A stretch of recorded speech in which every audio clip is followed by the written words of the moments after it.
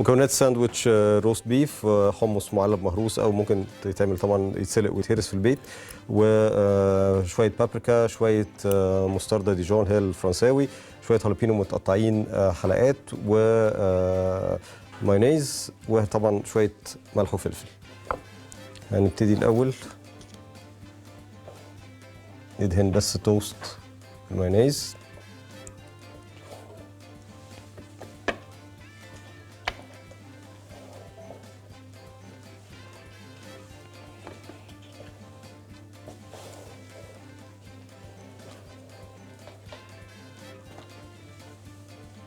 ثلاث طبقات.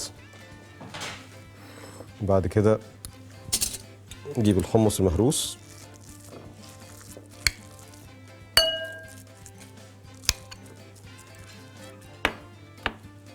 نخلطه مع المستردة ديجون، اصلا يعني معلقة صغيرة جدا،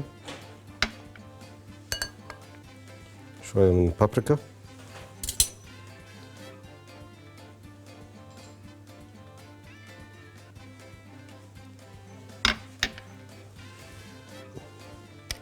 معلقتين مايونيز كبار،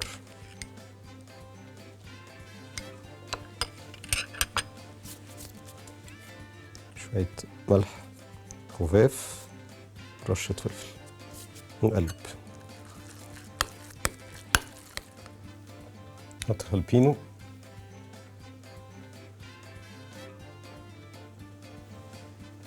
وشريحة،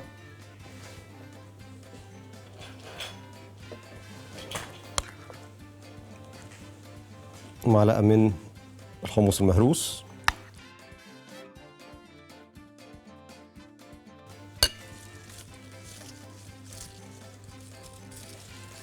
نحط الخس، نرجع تاني نعمل نفس الموضوع.